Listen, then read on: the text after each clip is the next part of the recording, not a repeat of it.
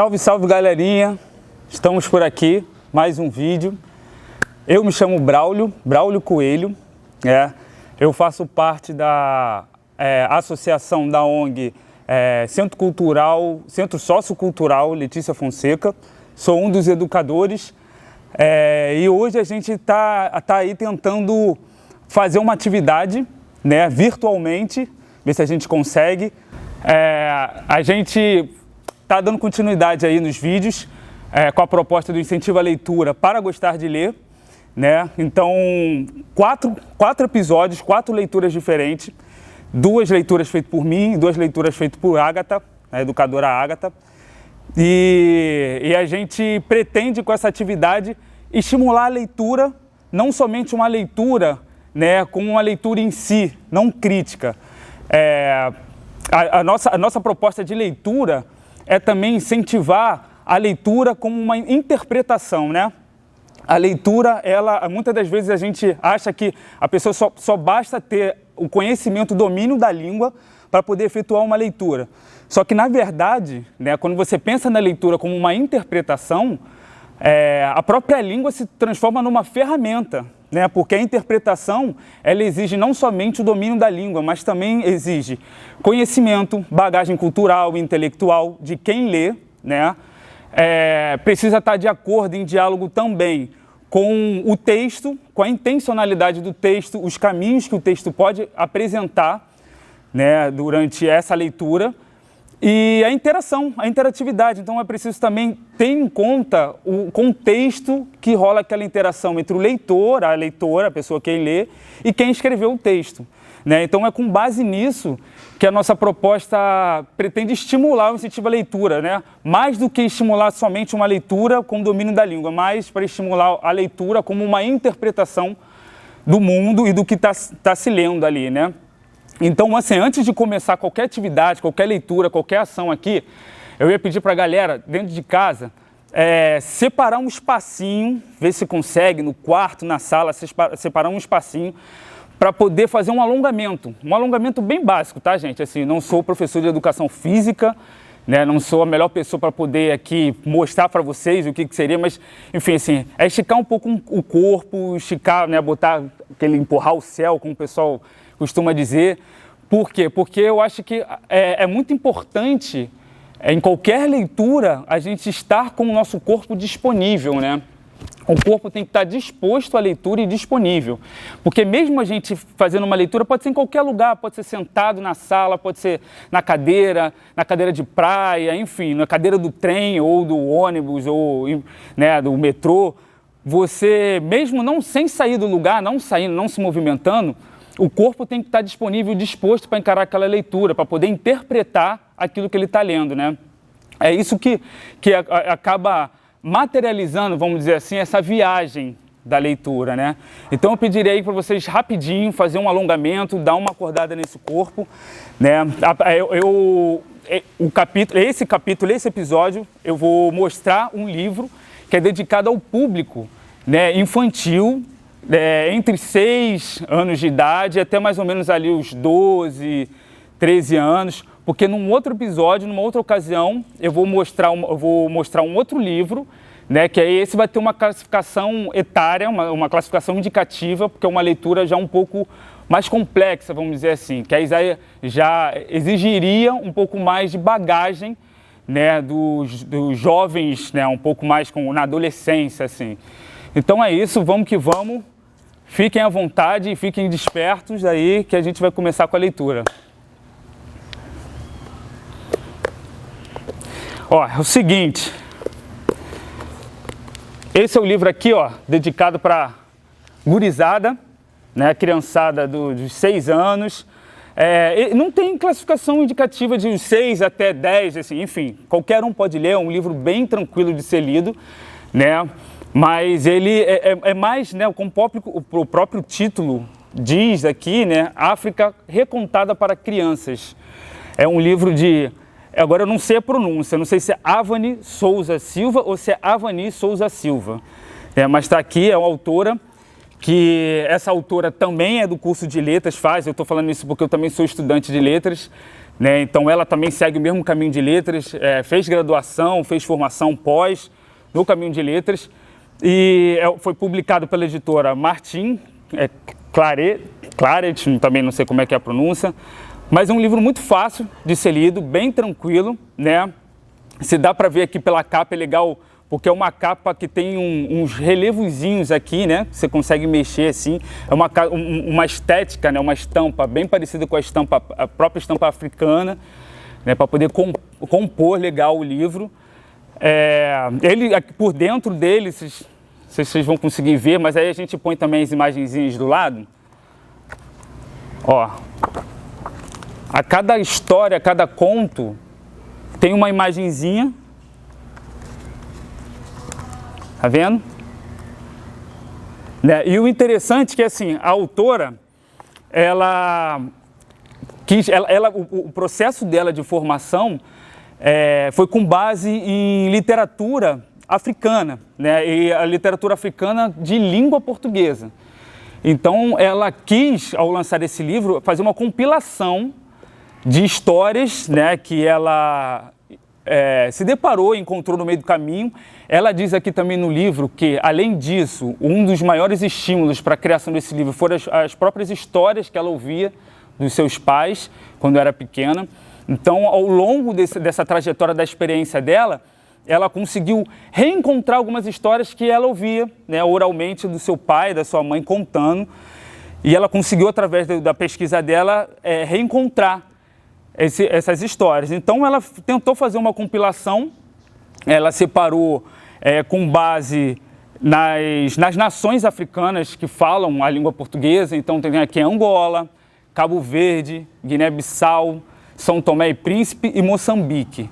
Né? Cada uma dessas nações aqui, ela conseguiu separar umas três historinhas, né? 3 ou 4. E são histórias muito legais porque é bem parecido com o que a gente aqui no Ocidente, né, tá bastante acostumado com as fábulas.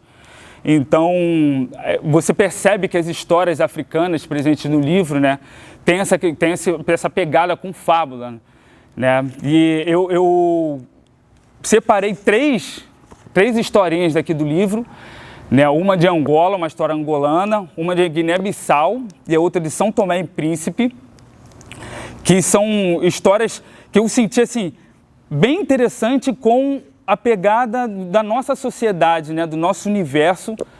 É engraçado, o legal, o interessante é que ela fala no livro que muitas das vezes uma história dessa contada na África, né, ela não apresenta um final, né, não tem um final definido.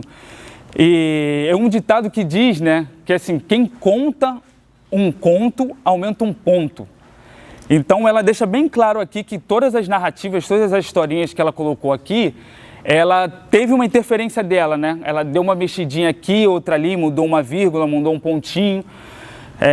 E isso é bem interessante, é bem legal, porque a gente aqui, né, não tem essa percepção, porque isso se configura com coisas de direitos autorais, com plágio, com um monte de coisa, né? Então isso é bem comum, né? Se você parar para prestar atenção até que nas outras cosmovisões, vamos dizer assim, né? O que seria uma cosmovisão? Seria uma visão do universo diferente do que a gente na nossa sociedade ocidental tem. Então, dentro da cosmovisão africana, do universo africano, é muito comum a gente ouvir as histórias, né? E essas histórias não terem o mesmo final, a mesma moral que a gente tem e está acostumado nas nossas fábulas, né? Então, assim, a historinha que eu separei de Angola, ela se chama O Leão e o Chacal, né?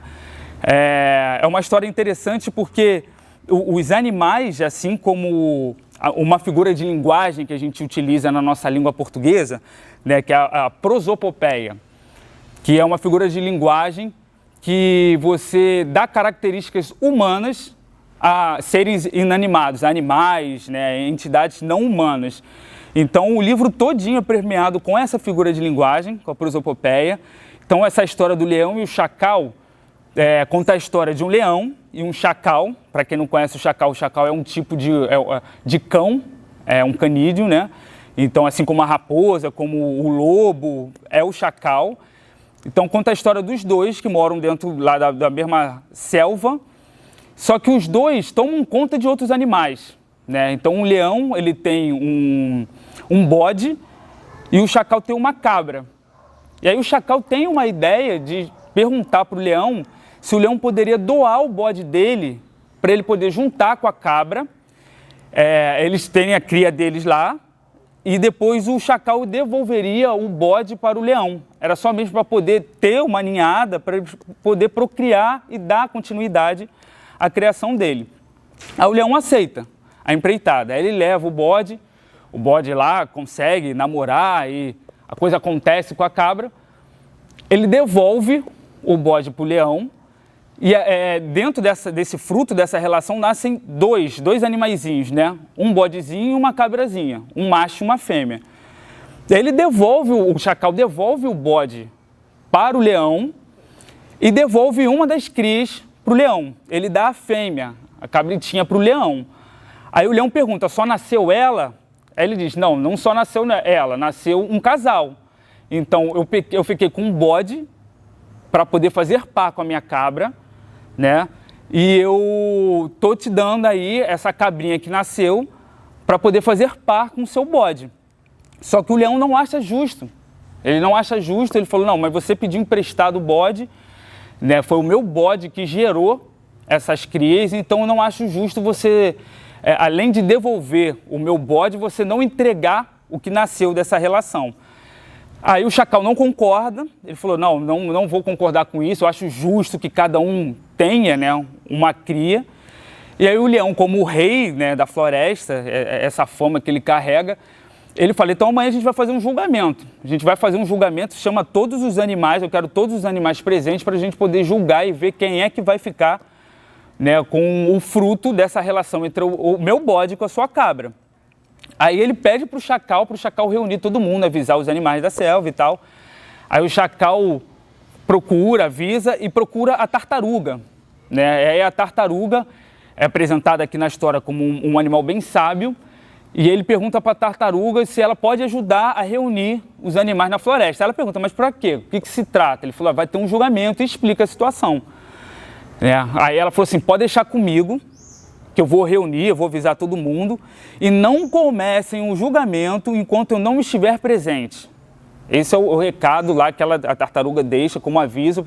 Se você quiser me ajuda, então eu peço que você reúna todo mundo, mas não comece o julgamento sem que eu esteja presente. Aí no dia seguinte, reúne todo mundo, aparece todo mundo, aí o chacal anuncia, gente, tá faltando a tartaruga e a gente não pode começar o julgamento enquanto a tartaruga não estiver por aqui. Fica todo mundo apreensivo, esperando, a tartaruga demora, naquela lentidão dela, devagarzinho, nos passinhos, na calma. E os animais todos enfurecidos, querendo saber, eu tenho hora, eu preciso ir trabalhar, preciso fazer um monte de coisa, tenho que cuidar de não sei o quê. Aí a tartaruga chega depois de muito tempo, uma grande demora, e os animais enfurecidos, né, chegam em cima dela, por que você demorou tanto? Tá todo mundo aqui, você se acha, né, o melhor animal daqui? Isso não é justo com a gente e tal. Aí ela pede desculpa e também fala que não é justo eles maltratarem ela porque não sabia o que tinha acontecido com ela, que acarretou na sua demora, né? Daí ela fala, eu demorei porque eu tive que cuidar do meu pai. O meu pai acabou de dar à luz. E os animais, né, ficam em êxtase, numa animação. Caramba, que legal, pô, que notícia boa, desculpa ter feito isso e tal, não sei o quê. Aí cai a ficha, né, assim, mas espera aí, você falou o quê? Seu pai deu à luz? Aí a tartaruga disse, não, meu pai deu à luz. E aí fica todo mundo confuso, né, mas como assim seu pai deu à luz? Assim, o seu pai não é macho? Como é que ele vai dar à luz? Né? Só se ele for o único macho dessa selva, desse reino aqui, que ele consegue dar luz, né? Aí a tartaruga fala assim, mas por que ele não poderia dar luz? Não, porque quem faz isso é fêmea. Aí a tartaruga disse, então por que a gente está reunido aqui nesse julgamento? É para tratar sobre que assunto? O assunto aqui não é sobre essa coisa de dar à luz, de ter o privilégio de poder ficar com a sua cria? Então, assim, se o julgamento é para falar sobre isso, e vocês estão falando o quê? Macho não dá luz? Para que a gente está reunido aqui, então? E aí os animais, né, caem a ficha e falou, cara, já encerra aqui o julgamento, não precisa nem dar continuidade, assim. É claro que o macho não dá luz, então quem tem o direito de ficar com as duas crias vai ser a cabra e o chacal, né? E aí termina o conto, a historinha, dizendo que essa foi a primeira vez em que o chacal conseguiu dominar o leão e se tornar maior, né, mais grandioso lá no reinado dele, no próprio reinado do leão, diante dos outros animais, né? Aí eu vou falar das outras historinhas para depois a gente falar um pouquinho, abordar um pouquinho ela dessa coisa moralizante, né? O que a gente entende, o que a gente aprendeu com isso, né? Então tá, então eu vou passar para a historinha de Guiné-Bissau. A historinha de Guiné-Bissau se chama Tambor Africano. O tambor africano. Eu não sei nem se eu mostrei o da Angola, para poder, o leão e o chacal, é esse aqui, né? E o tambor africano, deixa eu ver se agora eu me acho, tá aqui, tambor africano. Esse eu achei muito legal porque é bem a minha cara, assim, eu gostei muito porque traz um pouco do universo, que é um universo que eu gosto muito, né? Que é o universo da música, o universo do tambor.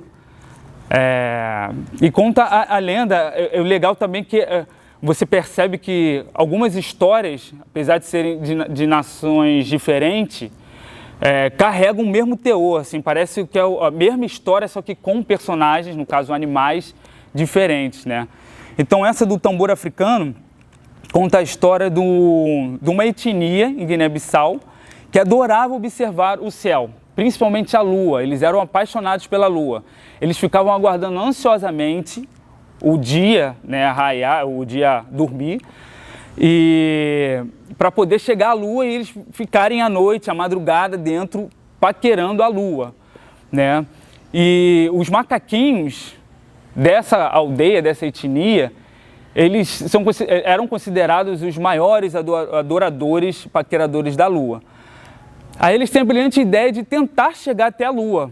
Se reúnem lá e falam, a gente precisa chegar até a lua. Aí um macaquinho de nariz branco, que é bem pequenininho, né, ele é apresentado como o menor de todos lá dos seus parentes, ele tem a ideia de por que a gente não monta um em cima do outro, faz uma escadinha para poder chegar mais facilmente na lua. Né? E aí o restante do grupo lá dos macaquinhos, eles topam a empreitada e numa bela noite eles resolvem fazer isso. E vai um escalando em cima do outro, né? Vai fazendo aquela escadinha, um por cima do outro, um por cima do outro. E o macaquinho branco vai por último e ele consegue lá esticar o bracinho dele e se pendurar na lua. Era uma lua minguante, que era a preferida dos macacos, porque faz lembrar uma bananinha, né? Então ele desesperado vai, segura, aí a lua percebe que alguém está lá mexendo nela, bota, sobe ele e ele passa lá para o céu e fica do lado da lua. A lua fica encantada com o macaquinho e oferece a ele um tambor, que é para ele poder ficar batucando, ficar fazendo lá as festas dele, brincando, né? E ela pede para que ele passe a morar lá com ela, ficar lá fazendo companhia para ela. Então o macaquinho recebe o tambor com muita alegria e ele aprende a tocar o tambor, né? E aí chega um momento que ele não consegue nem mais fazer outra coisa, ele fica noite e dia, o tempo inteiro lá batendo o tambor ao lado da lua e a lua é extremamente satisfeita, até que vão passando os dias, vão passando os meses, e aí esse macaquinho começa a sentir saudade da terra e da família dele, né? Aí ele começa a ficar triste, começa a não querer mais tocar o tambor, aí a lua acaba percebendo a tristeza dele, né? E pergunta para ele o que houve, o que está acontecendo e tal. Aí ele responde, eu estou com saudade da minha terra, eu queria voltar para a minha terra. Né? Aí a lua entende, né, e fala, não, tudo bem, assim, você pode, se você está sentindo saudade, você pode fazer, eu posso te ajudar, inclusive, a você retornar para a terra. Né? Só vou pedir uma coisa, que você carregue com você o seu tambor, para você poder descer na terra e você poder alegrar, né, lá os seus parentes, o reino animal, a terra, com um tambor sempre que você tiver vontade, tiver alegria. Né? Aí ele topa a empreitada, aí ela fala assim, vamos fazer o seguinte, para você descer, eu vou precisar amarrar uma corda em você, e aí você vai descendo pela corda. Quando você estiver chegando lá embaixo, você toca o tambor, que pela vibração da corda, o barulho do tambor vai vibrar a corda, pela vibração da corda, eu vou conseguir notar que você já está lá embaixo e aí eu vou soltar a corda, né? Só peço que você não faça nada nesse tambor antes de você descer, porque corre o risco de você estar numa altura muito alta, né? A corda vibrar, eu soltar e você cair, né? E morrer. Aí ele, não, tudo bem, pode contar comigo, de boa. Ela amarra a cordinha no macaco, aí ele desce, né? No meio do caminho, ele começa a ficar muito animado, que ele já está chegando na terra. Aí ele olha para o tambor fica olhando para ele olha para o tambor, ele fica contendo aquela alegria, né? Aquele entusiasmo. Aí ele dá uma porradinha no tambor, dá a segunda, daqui a pouco ele já está, e tambor é isso, né? Você começa a bater tambor, daqui a pouco você já está batendo o tambor e a coisa já está fluindo.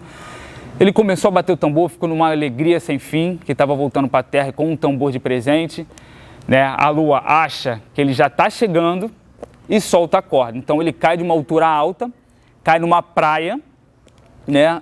E no dia seguinte, já com o dia, né, claro e tal, uma menina passando pela praia, ela vê o macaquinho caído, né, com a cara virada para o céu e um tambor do lado. Ela chama o restante da aldeia para poder ver lá e, né, entender o que tinha acontecido. E foi a primeira vez que na Terra alguém teve contato com um instrumento que é esse instrumento conhecido como tambor. Então, a partir disso, a aldeia tem conhecimento sobre a estrutura do tambor, começa a produzir os próprios tambores, né, e começa a utilizar os tambores nas festas, nas alegrias, né, nas cerimônias, nos eventos, né, de comemoração, de agradecimento da própria aldeia.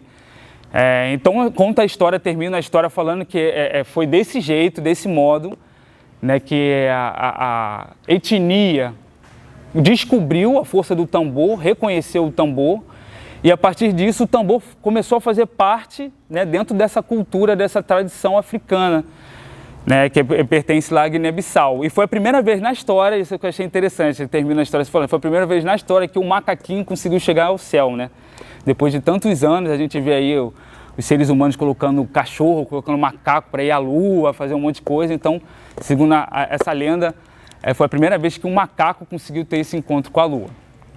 E o terceiro conto eu achei magnífico, eu achei muito, muito legal, né? E é de São Tomé e Príncipe.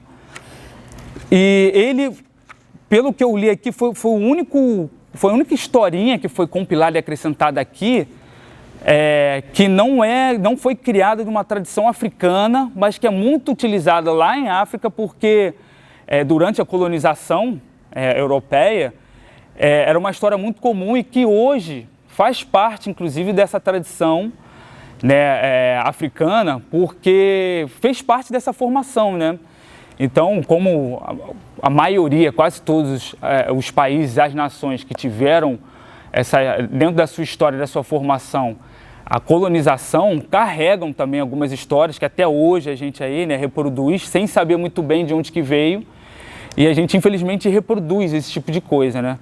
Então o título da história é Quanto Custa um Escravo? Tá aqui, ó, a imagenzinha. Quanto Custa um Escravo? Que conta a história de um líder de uma aldeia lá, também de São Tomé e Príncipe, que ele estava muito cansado de trabalhar. Não queria trabalhar na lavoura, não queria cultivar na agricultura, não queria fazer nada disso. E aí ele pede, na verdade ele não pede ajuda, a tartaruga ou a galinha, agora eu não lembro, chega ao lado dele, acho que é a tartaruga, chega ao lado dele e pergunta qual é a aflição dele, qual o motivo de você estar estressado. Aí ele no primeiro momento é super arrogante com ela, fala, não, não é da sua conta, você não sabe, você não entende nada disso e tal. Aí ela fala, olha, eu tenho fama de ser muito esperta, de ser muito sábia, e eu posso te ajudar, dependendo, né, do que for. Aí ele diz que está muito cansado e que ele precisa ter alguém para poder ajudá-lo a tomar conta, né, dos trabalhos dele. E aí a tartaruga fala, por que você não arruma um escravo? Aí ele fala assim, você sabe quanto custa um escravo? A tartaruga fala, eu posso provar para você que eu consigo um escravo, né? E eu vou provar para você que o quanto ele custa, quanto custa esse escravo. E aí o líder lá da aldeia aprova, tá bom, vamos ver o que você consegue. Aí a tartaruga vai no caminho dela lá atrás de um escravo. Só que no meio do caminho, né, ela encontra uma fazenda e aí nessa fazenda ela percebe que tem galinhas ciscando. Aí ela vai e pega uma galinha. Aí uma das pessoas, né, dessa propriedade da fazenda vê que ela está tomando a galinha e vai atrás dela. O que é que você está levando e tal, não sei o que. Aí a tartaruga diz, essa galinha precisa ser prendida, porque ela ingeriu uma preciosidade da realeza. Então agora ela faz parte da realeza. Aí a pessoa fica com medo de, né, não posso me envolver com justiça, isso é coisa de justiça, não dá, pode levar. Aí ele leva a galinha. No meio do caminho ele encontra um pastor, se não me engano, que está chegando com um boi, e ele pede para parar, o pastor parar ali com o bando, né, com um monte de boi, e fala assim, esse boi daqui eu preciso apreender. Mas por que você vai levá-lo? Não, porque esse daqui foi roubado, porque esse pertence a uma raça rara que pertence lá à realeza, ao palácio, e eles estão pedindo de volta. E aí o pastor que está lá tomando conta lá do negócio, ele o boiadeiro, né? Ele fala assim, por favor, não quero problema nenhum com a justiça, pode levar, fica à vontade. Então aí a tartaruga consegue uma galinha e consegue um boi. Aí no meio do caminho, ele vê uma pessoa trabalhando, cavando, um negócio que estava bem fundo assim, né? Aí a pessoa distraída, ele vai com um boi, empurra o boi tropeça, cai dentro da cova e eu acho que machuca uma pata, né? Aí o cara toma um susto, a pessoa toma um susto, o que está acontecendo e tal, não sei o que, a tartaruga diz, ó, esse boi daqui é da realeza e ele se machucou com você trabalhando aí, né? Então, assim, eu vou te levar porque você precisa agora prestar queixa de que foi por conta de você, que você deixou cair, não sei o que. Aí o cara fica morrendo de medo. Não quero problema nenhum com a justiça e tal, não sei o que, eu te acompanho, mas não quero ter problema. Aí ele acaba levando essa pessoa. No final, a tartaruga retorna para o líder da aldeia. Aí chega lá para o líder da aldeia e apresenta, olha o que eu consegui, né? Aí tá lá a galinha, o boi e a pessoa que estava trabalhando, né? E aí o líder lá, né, o rei, ele fica extremamente animado, como é que você conseguiu isso e tal, não sei o quê. E aí termina o conto da tartaruga dizendo, né, assim, eu vou até ler aqui para vocês, aqui, deixa eu... Aqui está o escravo de que o senhor precisa. Não lhe disse que 1 grão de milho se comprava um escravo? Né? Então, o final da história é com 1 grão de milho se compra um escravo. Aí no final ela botou uma nota de rodapé, a autora, dizendo assim, esta fábula remonta à época da escravidão, implantada por Portugal em São Tomé e Príncipe e em outras colônias como o Brasil. A história trata o escravo como um animal ou mercadoria, prática comum no período. Em 1875, aboliu-se a escravidão em São Tomé, mas o trabalho forçado, em condições degradantes, continuou até conquistar a independência de Portugal, em 1975. Né? Então, você vê, né, que até hoje esse tipo de história faz parte do imaginário, faz parte da tradição e da cultura e é contada lá na nação, né, de São Tomé e Príncipe. Então é isso, assim, como eu disse, assim, o interessante do livro é você perceber que é bem parecido com o que a gente assiste um pouco aqui com essa questão da fábula, da prosopopeia, né? Eu percebi também alguns contos, como esse mesmo do tambor africano do macaquinho, né? Tem outro conto aqui também, que é muito comum, no final da história, uma das personagens principais morrer, né? Então isso me fez lembrar também um pouco, é bem parecido ali com as fábulas, com o conto talvez dos irmãos Grimm, né? Que foram romantizadas com outras animações, com a Disney, com uma coisa para ficar mais encantadora, né? Mas que na realidade a versão original dos contos dos irmãos Grimm tem essa coisa, né? Uma coisa bem sombria, meio violenta. Eles lá lidam com a passagem, né? de um modo diferenciado, assim. A morte para eles tem um significado diferente, assim. Então, quando você se depara com um conto, uma historinha dessa que fala de morte, né, o intuito não é criar nenhum clima de terror, né, apavorar as crianças. Não, mas é que as crianças desde cedo lá constroem essa relação, faz parte do universo, né, na cosmovisão africana, essa passagem, né, o rito da passagem. Então, assim, foi um livrinho muito legal, muito gostoso de ler, vale a pena se debruçar para dar uma lida, sem um compromisso de querer acreditar e ver uma moral por trás da história, né? É legal e interessante porque você vê também que há alguns contos, algumas historinhas, há uma moral bem parecida com o que a gente reproduz aqui, né? Mas eu acho que também faz parte da contação da própria escritora, que deve ter adaptado uma coisa ali, né? E deve ter colocado uma moral para poder ficar mais próximo, talvez, né? Criar uma relação, um laço mais próximo com as crianças, né? Da nossa cultura, da nossa sociedade. Mas é bem legal porque você constrói às vezes, né? Assim, essa narrativa constrói às vezes uma moral, que é uma moral para explicar por que a galinha protege seu ninho do falcão, né? Das aves, né? E aqui conta uma historinha que né, faz parte de uma narrativa que o falcão pediu uma ajuda, o galo pediu uma ajuda, na verdade, para o falcão, o falcão foi e ajudou, e aí pediu como retribuição que ele pudesse sempre ir. Então isso é bem legal. E uma coisa também que eu achei bem interessante é que a própria autora, né, eu acho que também quando ela começa a ali botar os seus pontinhos, trazer um pouquinho, né, da sua reformulação com base na história, você vê também que ela traz uma pegada que é disso, assim, da nossa moral também, que precisa ser um pouco diferente dessa moral que a gente vê aí, que sempre os heróis masculinos, né, no caso aqui são os heróis machos, os animais machos, né, que eles que estão salvando todo mundo e tal. E você percebe aqui, em algumas histórias, que não é por aí, né? Não é por aí.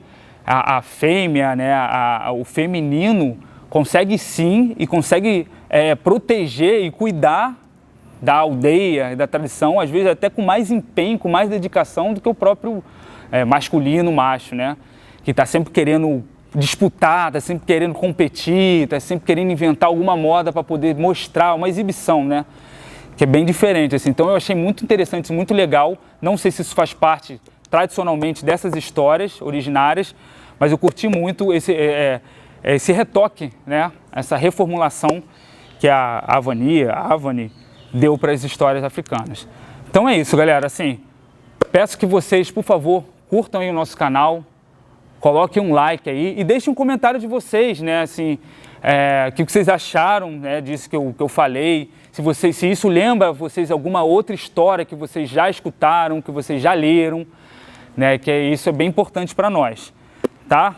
E aí acompanha aí os próximos episódios, as próximas leituras, os próximos vídeos, que o que não falta aqui, gente, é material aí, incentivo para a gente poder se dedicar, ler, interpretar, né, e colocar o nosso corpo à disposição para viajar sem sair do lugar.